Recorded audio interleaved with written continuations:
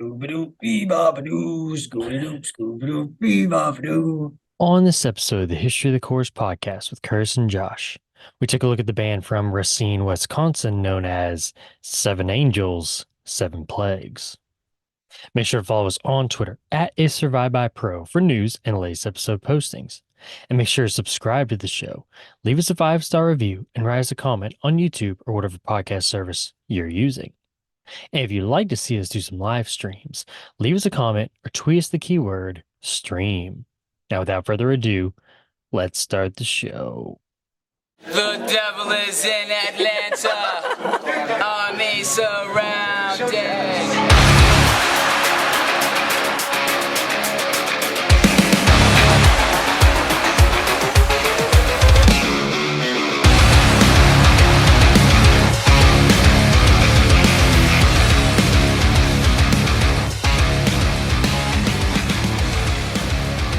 No one listens. A world full of ears become deaf. They scratch at the scars, but blood still drips from their eyes.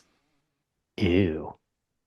Welcome back to the History of the Corps podcast, sponsored by the Church of the Seven Track, where each and every episode we are taking a look at the history of a band from the Corps genre. I'm Curtis, and with me, as always, is my co-host, Josh. Party on, Josh. Party on, Curtis. What's going on, buddy?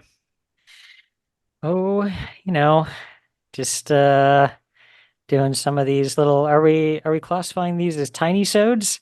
I Are the was tiny I sods was back? thinking about it. I think we can do a tiny sode if we don't want to call it that. A But mini Curtis, series. why are we doing tiny sods? Because Josh, we've got a big project coming up that needs our full attention. Would you not agree? I would agree. Okay. We are hunkering down, we are putting the blinders on, and we are solely focusing on season 2 of HBO's House of the Dragon.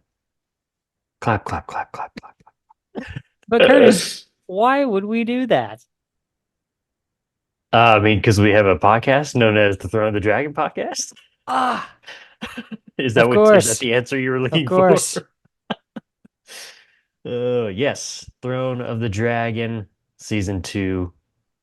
Coincidence House that of it's the Dragon season two. season 2. It's coincidence. It's just weird. We didn't plan it that way. It just happened. So yeah. Yeah, when this episode comes out, episode 1 of House of the Dragon / Throne of the Dragon will be out. And if you didn't catch that episode, well, we got a little preview for you right here, right now. Okay, so I want to start with the intro, the title, the Oh, credits. so Dude, good. did they not like step it up another notch? Yeah, the one for That's season so one was good, pretty man. cool, but this was on another level. Yes. And I think for me personally, with what we did in the off season of reading Fire and Blood, knowing the things that we know, it took me the first time through to go, holy crap, there's Magor with the sword in his throat. Yeah, I and was then like, oh, that's Jaehaerys sick. and And then Alysanne Jaehaerys and together when Alicent, they're younger. oh my God. Yeah. Yeah, and then the Great Council, and then yeah. It was just beautiful the way that they did that, man. I loved it.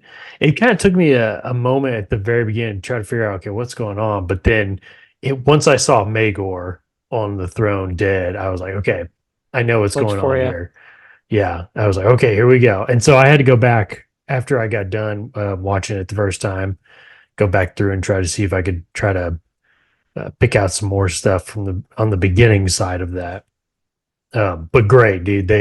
Like I said, that intro last year, the opening credits, was great. I enjoyed that, but I feel like they definitely took it up another notch this year. There it was. If you want to check out the full episode, just go look it up. Throne of the Dragon podcast and look for season 2, episode 1. A son for a son. Dun dun dun. You're on mute. I said Alrighty. probably. We hope so. What do you mean? I mean, I've heard everywhere that that's what the name of episode That's 1 is going to be, but I yeah. haven't seen it. Well, I that's what it showed on Wikipedia. So, Wow. and I fully trust Wikipedia Well, we with know all that's my got to be life. right. Yeah, we'll find out. Um, Josh, before we get into this episode, I have a question for you real quick. Um, I saw a commercial for a movie just a little while ago. It's a new Tom Hardy movie. It's called The Bike Riders. I haven't seen the trailer for it. Okay. So he's he's donning an American accent like he's done before.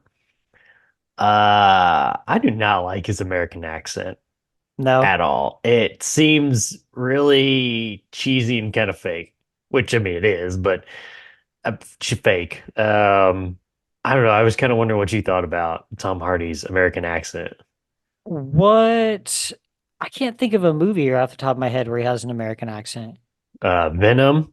I've never seen Venom. Okay, have you seen trying to think of what the one is with him, Shia LaBeouf. They're like moonshiners. No, never I seen can't that remember one. what that movie's called. Dang it. Okay, hold on a second. We're gonna pull this. I can't believe you haven't seen the movie where he's got an American accent. No. What's the one where he's like a UFC fighter? Probably haven't seen that one either. Also, have haven't seen that one. Nope. you? What movies from Tom Hardy have you seen?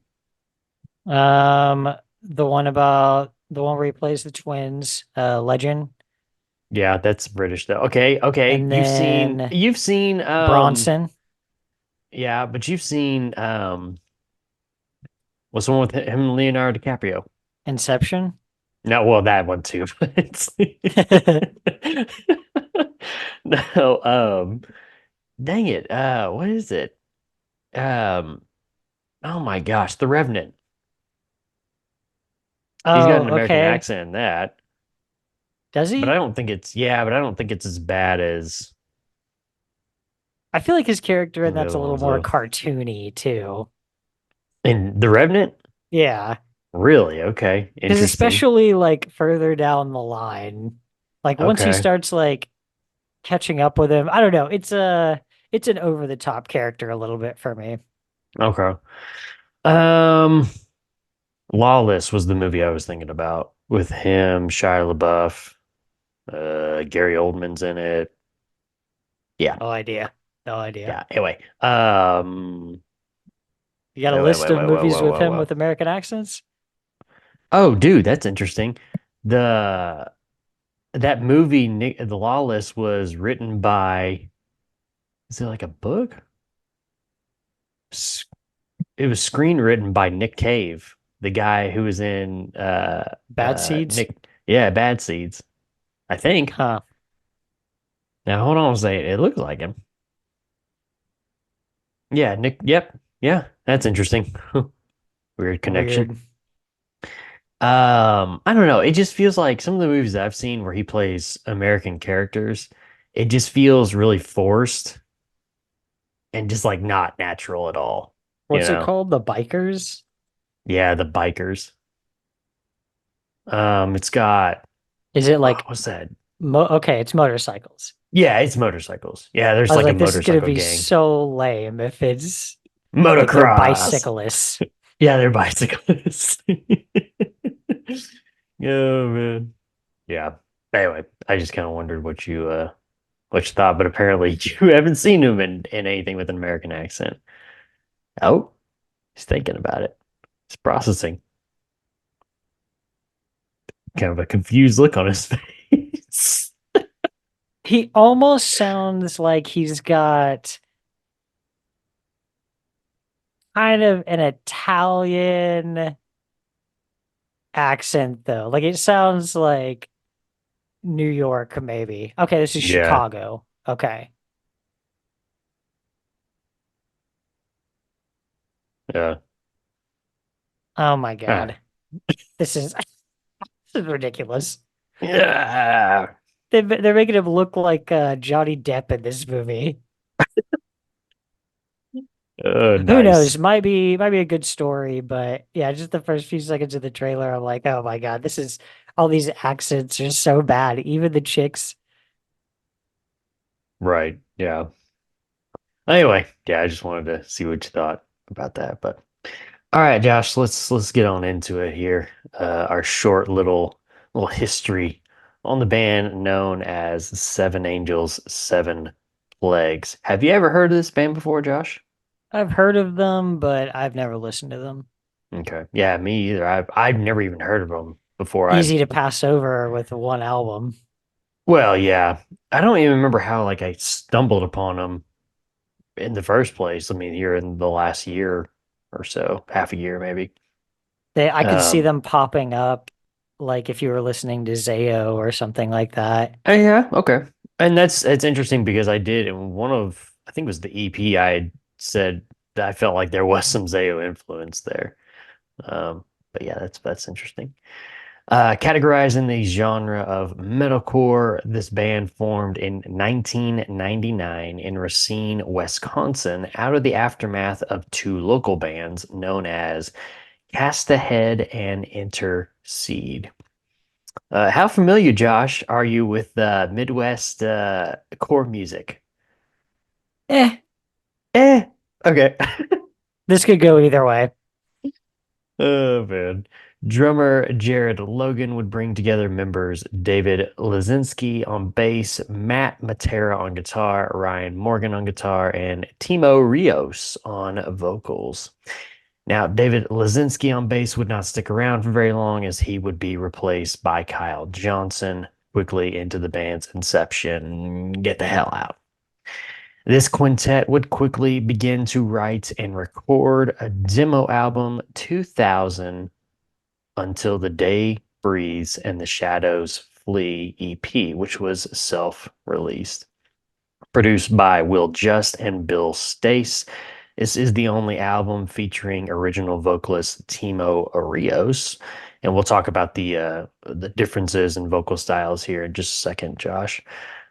Several songs would be re-recorded and re-released on their first and only full-length album upcoming here. Brian O'Neill of AllMusic.com wrote in his brief review of the album, quote, brutal in the vein of the Blood Brothers if they embraced metal more or poisoned the well if they didn't. The debut EP from Seven Angels, Seven Plagues, Until the Day Breathes and the Shadows Flee manages to be as intricate as it is abrasive, taking the heavy aspect of hardcore with metallic trappings and tempo altering song structures. The recording was probably a year or so ahead of its time, a fact not lost on Uprising Records, who reissued the album with new artwork and a remastering job that made the cacophony clearer. Although by that time, the trend setting band had already called it a day. Songs on this EP include Silent Deaths, Crowded Lives, Dandelions, Sweet Princess Thief, Until the Day Breathes and the Shadows Flee, a farewell to a perfect score. I do feel some listening to this album. I think it's his vocals was the first thing that really made me think of it was some Zayo influence, kind of that Okay. raw, kind of sound.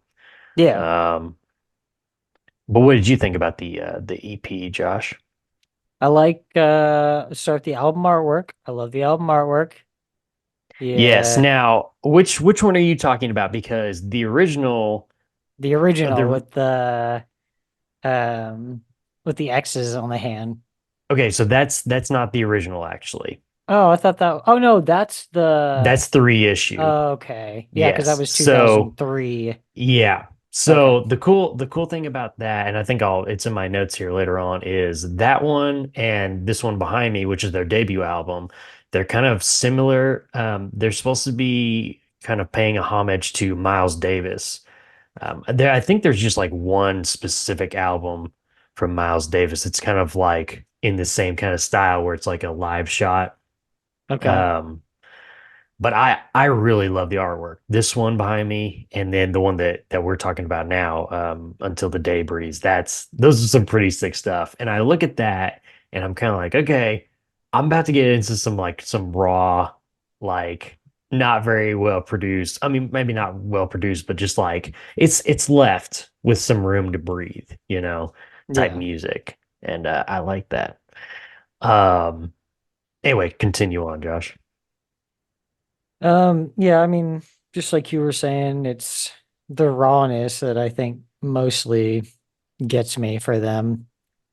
It's short, you know, there's only this one album and the re-release for it, and it doesn't have time to like get stale or to try to go in a weird different direction.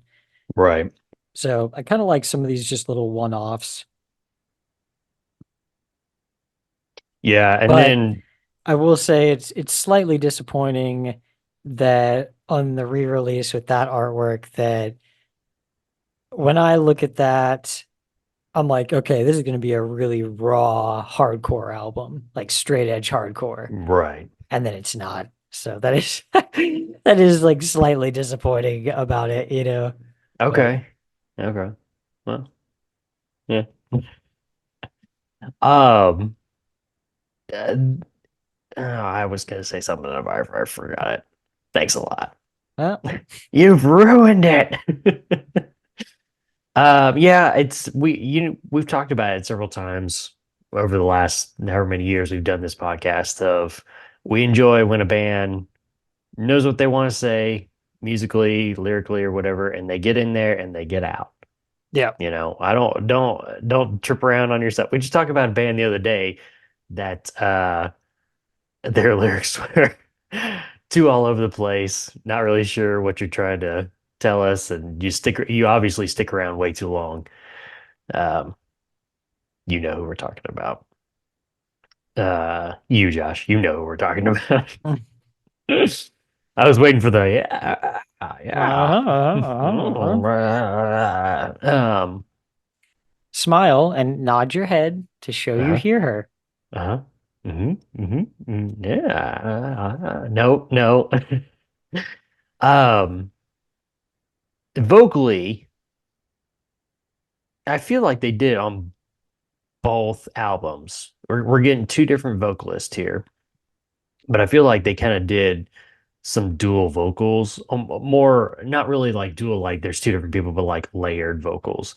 And at times it kind of made me think of, um, I don't remember what the album's called, but it's A Life Once Lost first album. Not like as crazy as his vocals were on that album because it sounded like, oh God, what the hell? Yeah. But just kind of that layered feel to it, which I liked. I like the guitar tones. I like musically. They've got it going on musically. I feel like for sure. Not to say that vocals or lyrics were bad or anything, but yeah, that Yeah, was their the debut music's just EP. slightly too complicated to be like hardcore, you know? Yeah, That's the yeah. thing that like I threw me like with the vocals, I'm like, okay, and then the music like continued to just kind of stay up and lighter at points and more melodic. So like, oh, okay, yeah, this yeah, is not yeah. still good, but just like when you look at the artwork, I'm expecting something different. Right. Well, and that may be a deal where they came from with their two original bands, Cast Ahead and Intercede, may have been kind of more leaning to hardcore. And so you take some influences from that, even if it's just an album artwork, or whatever. But you try something new. Maybe you're wanting to go in a different direction musically. And Yeah. so you start trying to like blend the two together or whatever. Because it does talk about in the review of, this author felt like they were ahead of their time musically when it came out, which I Oh mean, yeah. I don't think anybody really was doing that in 2000. So, but alrighty, that was their debut EP. While touring through the Midwest, the band would sell their EP to fans looking for that next big thing in the scene. But like every local band out there trying to make it, the group would be forced to play one-off shows here and there rather than long tours. It was at this time the band would lose their vocalist Timo Rios, but quickly they would add in this day member, I almost said murder, in this day member Matthew Mixon. He's not a murderer. to be their new frontman in Rios's place. Finally, their EP would catch the ears of Uprising Records, who would hear the potential in the group and sign them, choosing later to remaster and re-release the EP in 2003. Now, that's the other thing too. They remastered it. So this thing may have originally sounded even more raw than what we hear through Spotify, you Yeah. know. So and This you is may be able probably to not the original. yeah, you may be able to find that on YouTube. I don't know. Now the time, Josh, had come for the band to release their one and only full-length album, 2001's Jasmine's Lullaby from Uprising Records. Produced by Chin from Chincore Records or Productions. Old Never heard of Chin. him. Old Chinny. This is the only album featuring Matthew Mixon on vocals. The album artwork, Josh, is a nod to the Miles Davis album Miles Davis, Volume 2. Yeah. Hmm. Brian Miloon of Chronicles of Chaos.com wrote in his review the album, quote, Seven Angels, Seven Plagues fall into a rare category of hardcore bands that I enjoy, which includes the likes of Lethargy, Early Candiria, and Red Tide. As you can probably guess from this list, Seven Angels, Seven Plagues is far from typical hardcore. The base of their sound is hardcore, played with the skill and precision of metal, aka metalcore. To this, they add in roughly equal parts dissonant, syncopative rhythms, flowing, distorted melodies, and some acoustic melodic touches reminiscent of alternative bands like Jane's Addiction and Don Cavarello. At times, they even have a slight hint of progressive metal. The really impressive thing about this album is the skill with which they handle and blend these musical styles. The songs show some very good song development in places, and rarely do they get carried away with a certain style and let it get boring. Transitions between dissonant to melodic sections and back again rarely sound forced, and in a few places, they're even able to incorporate dissonant melodies into their melodic sections and make it sound good. The vocals are also one of the highlights of the album for me. They're similar to typical hardcore vocals, somewhere between a shout and a growl, but they have just a hint of scream to them, which gives them a distinctive sound and adds a sense of urgency and power to the music. The playing is excellent, it's very tight and quite technical in places. The production is excellent as well, as both the melodic sections and the heavy sections sound very crisp and clear. This is a very good release, bordering on excellent at times, and should be enjoyed by both metal and hardcore fans alike.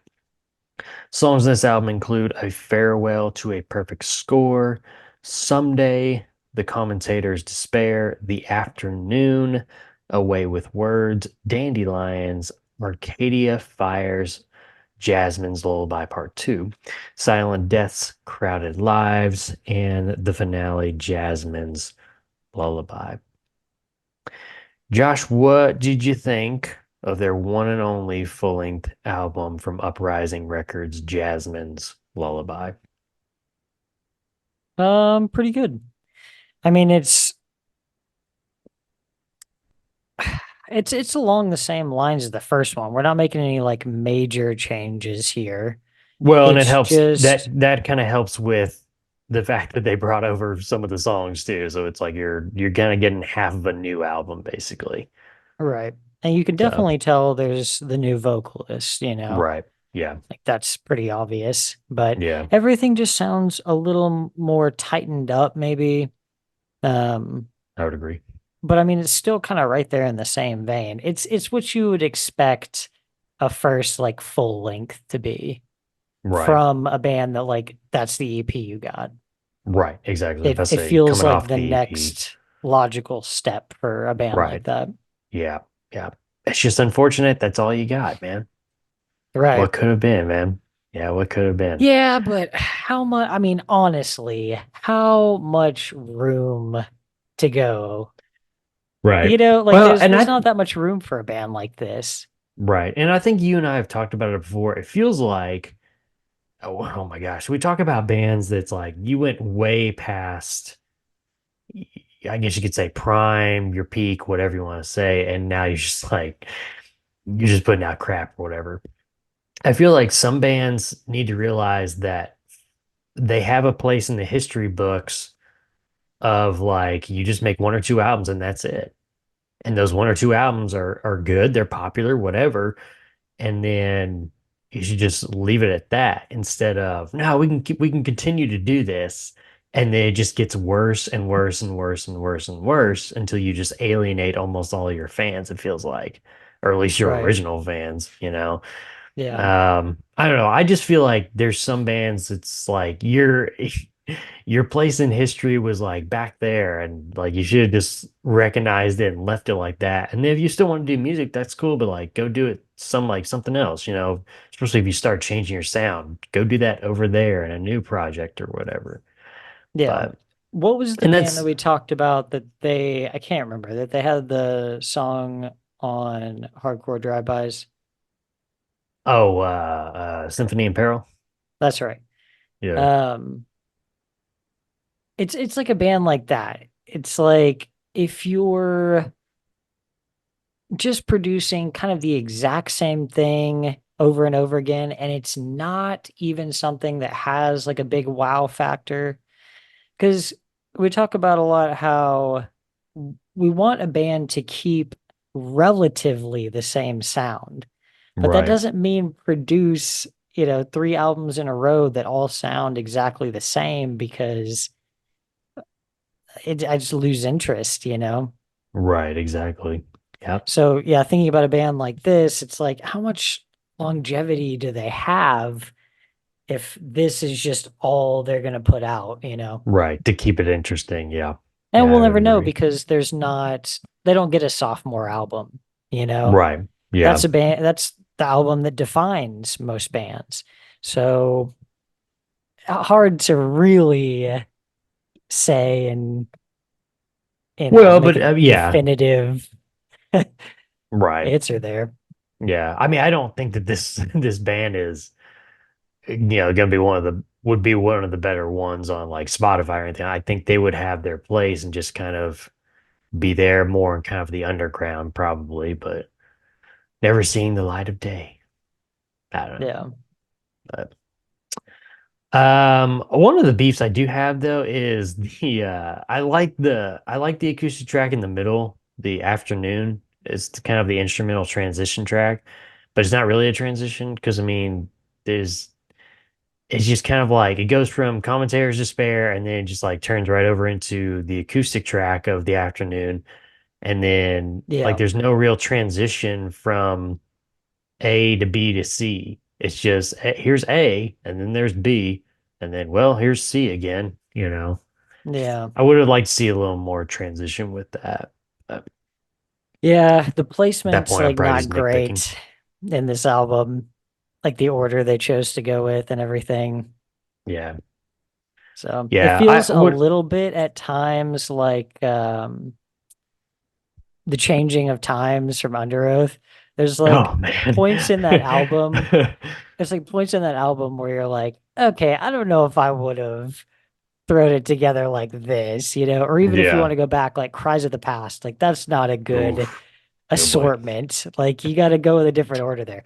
And a lot of times, because I've heard stories about like those things are affected by labels and stuff. Oh, for Like sure. Yeah. you have Labels an have say order in of that. songs that, you think this is the way they need to be. And they say, well, yeah, but track three, actually, we want that to be the opener. Like that has the most punch. Right. Yeah. Yeah, I agree. Yeah, I So agree. hard to give too much criticism on that when a lot of the times it's not in the band's um, power to Control. Yeah. control that. Yeah. Right. A little piano outro too, Josh, on Jasmine's Lullaby. Hmm. Is it here? Let me ask you this though. I thought about this the other day. It's if you have a piano outro, whether it's a full track at the end of the album or it's just like a little part at the end of, the last song or whatever. Yeah. Is it mandatory to in the song, you're done playing the piano.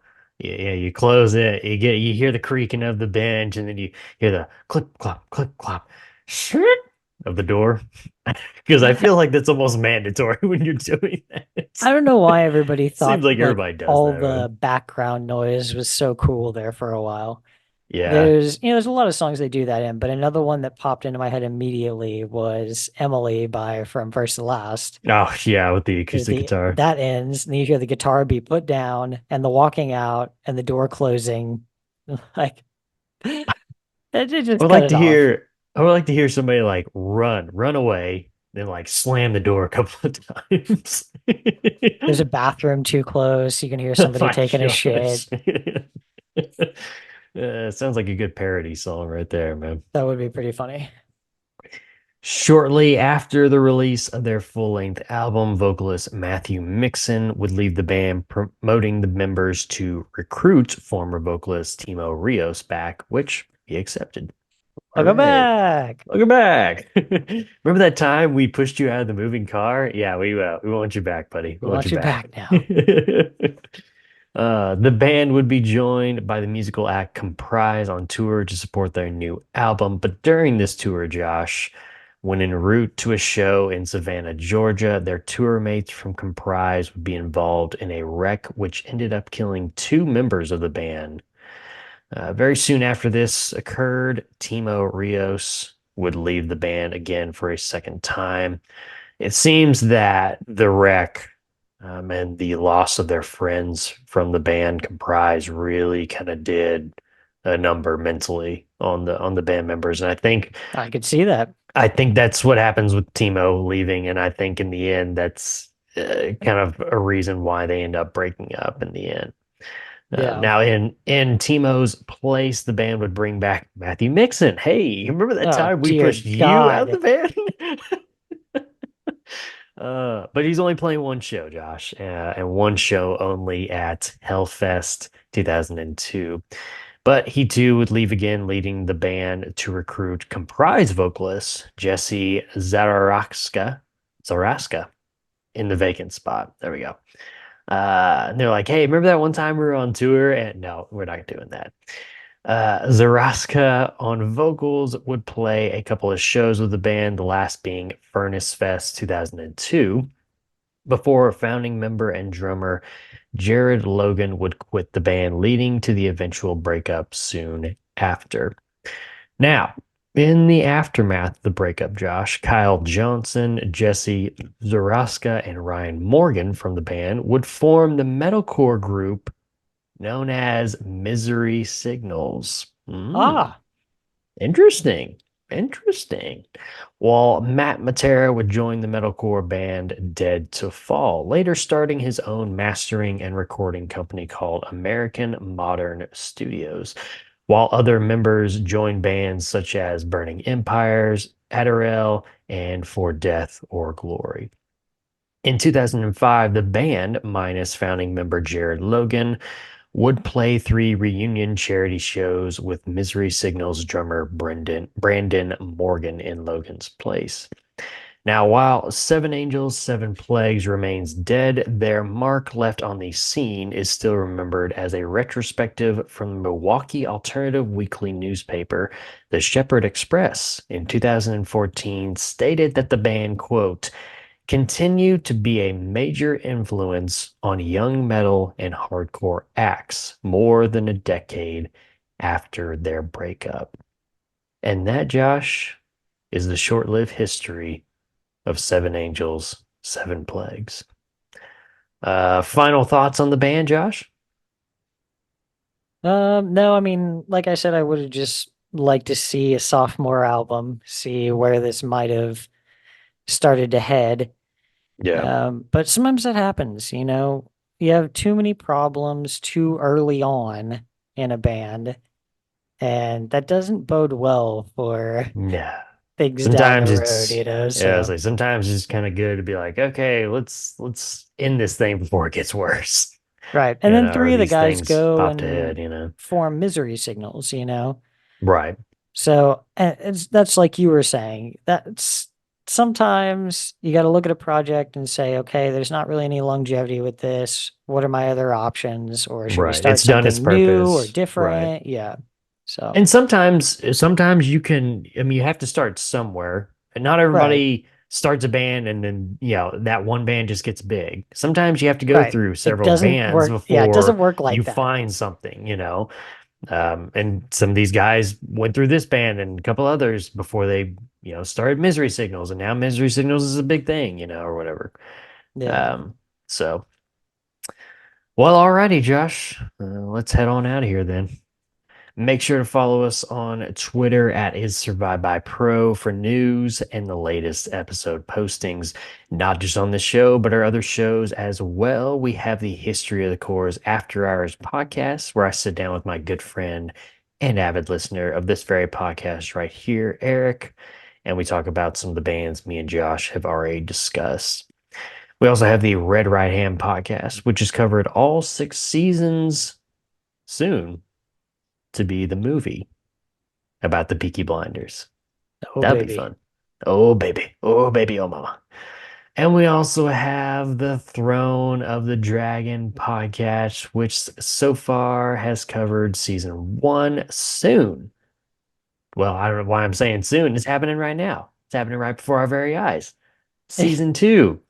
This isn't of the how- past. Yeah, I know. It's hard. It's hard to think about. Currently, season 2 of HBO's House of the Dragon. And hey, when season 2 is over, we're going right back into our off-season mode where we're going to be covering chapter by chapter of George R.R. Martin's Fire and Blood. Are we going to finish that thing out? Is that Yeah, the plan? we'll finish it. And then we'll kind of there's figure something not- out after that. Well, I don't know. Do you want to? Because it's gonna go. I'd like to. I mean, let's just go ahead and finish it. Yeah, but that's I don't want to get like 75%. Well, okay, I get what you're saying. That's gonna of put like- you way ahead. Okay. Well, I don't know, because I would hate to I guess we'd be okay to stop after season 2 events and then Yeah, go to 'cause- something else. Yeah, Like because Duncan bro, and this Egg or goes something. all the way through the dance and a little while after. Okay. So we might. I think we'll go ahead and do the chapter 2 that will be covered in this For season season. 2, yeah. Yeah, in those following weeks. But then I think probably we should make our switch after that to the Duncan Egg series. We'll go through Okay. the Mystery Knight, the Hedge Knight, and the the Mystery Knight, the Hedge Knight, and the other one. The other guy. That other guy. Alrighty. Shit. If you want to let Josh know who that other guy is, just If you follow want to him make on, me look like a on, fool. on Twitter at Joshua Lynn Gary. Tweet at him. Spam him. I hate that I'm Make blanking sure- on this. Make sure to leave us a Ah, 5 the sworn sword. The I sworn was gonna sword. say, what's gonna happen is I'm gonna get to the very end and say, all right, Oh we'll my see you God. next time. You go, the sworn sword, the sworn sword. Make Don't at me, sure to- please. Make sure, go ahead and add him anyway. Span him up. Make sure to leave us a 5-star review, write a comment on whatever podcast service you're using. And if you want to listen to us and see our smiling faces, head on over to our YouTube page. Just search Is Survived By Productions, and that'll have every episode from all of our shows. Subscribe to the channel and thumbs up the video. I was listening to Seven Angels, Seven Plagues in the background, but the album ended, and it turned over to, lo and behold, Zayo. Oh, really? For Liber- me, it turned into Poison the Well. Oh, nice. Liberate Te Ex Inferis. Autopsy. Beautiful.